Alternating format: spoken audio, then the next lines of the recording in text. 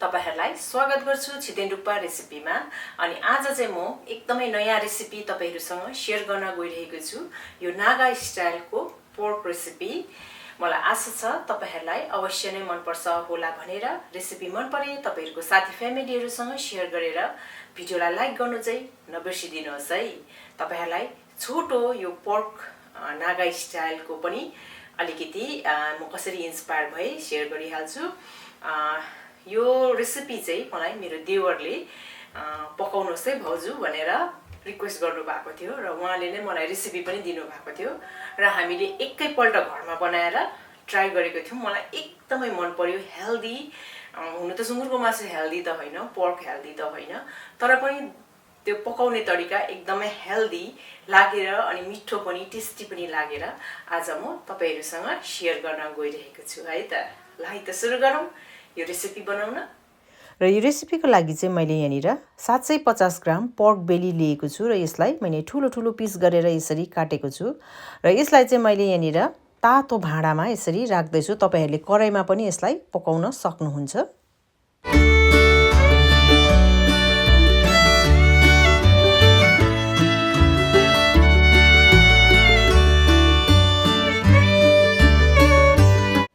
सबै मासुहरू राखिसकेपछि अब चलाउँदै एकछिन भुट्ने। मासुलाई लामो समयसम्म भुटिरहन पर्दैन। तपाईहरुले यहाँनिर भिडियोमा देख्नु हुँदैछ नि यतिको भए हुन्छ।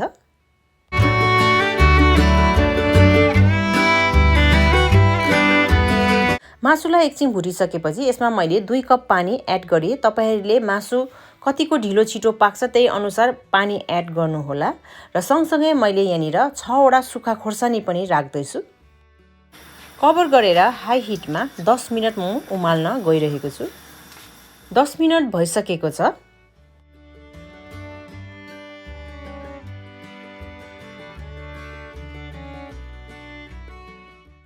दस मिनेट पकाएपछि अब यो सुक्खा खोर्सानीलाई चाहिँ मैले निकाले।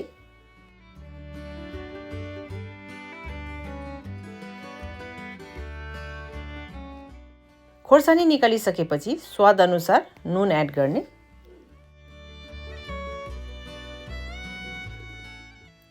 एकपल्ट राम्रोसँगले चलाएर कभर गरेर फेरि मासुलाई पकाउनु पर्छ।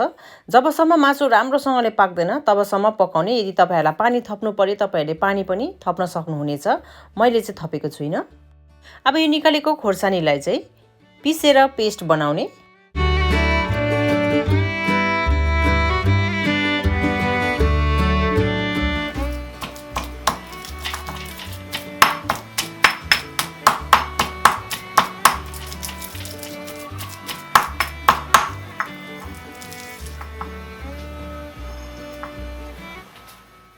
अब यो खोर्सानीलाई पनि मासुमा एड गरिदिने।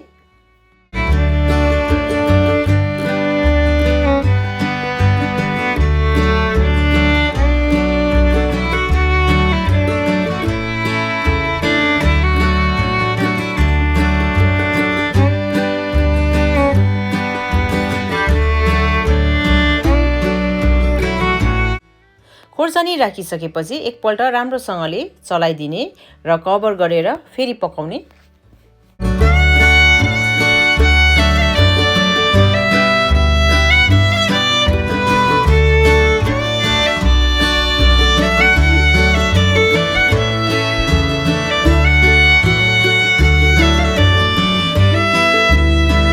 र यो रेसिपीको main ingredients fermented bamboo suit हो, तर मेरोमा छैन। त्यही भएर मैले चाहिँ यो चाइनिज पसलबाट लिएको ब्याम्बू सुट युज गर्दैछु र तपाईहरुकोमा अप्सन छ भने तपाईहरुले पनि यसरी युज गर्न सक्नुहुन्छ। यदि फर्मेन्टेड ब्याम्बू सुट छ भने त झनै राम्रो हुन्छ र यसलाई मैले काटेर यहाँनिर रेडी गरिसकेको छु।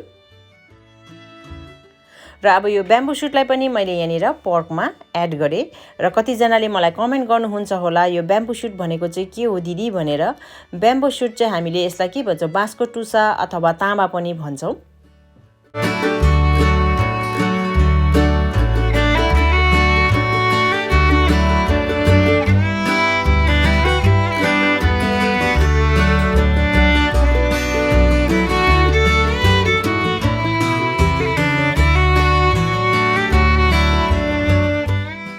र यो रेसिपीमा तपाईहरुलाई थोरै टिम्बुर पनि चाहिन्छ र मैले यहाँनिर तातो प्यानमा यो टिम्बुरलाई चाहिँ भुट्न गइरहेको छु।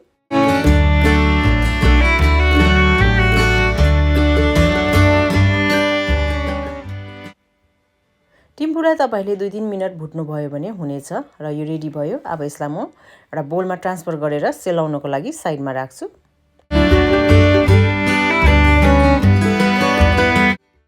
मासु पकाउनको लागि हालेको पानी अब चाहिँ सुक्न लागिसकेको छ र यो मासु पर्फेक्टली पाकिसकेको छ।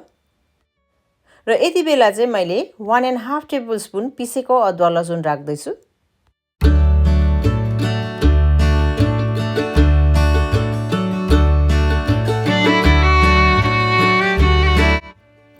अदुवा लसुनलाई राम्रोसँगले मिक्स गरिसकेपछि 5 मिनेट फेरि छोपेर पकाउने।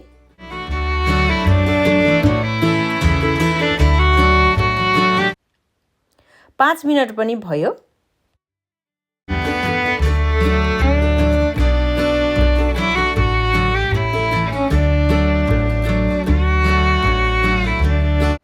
मासुलाई एकदमै राम्रोसँगले चलाएपछि अन्तमा यो भुटेको टिम्बुलाई हातले यसरी माडेर माथिबाट राखिदिनु होला। एकदमै मिठो हुन्छ।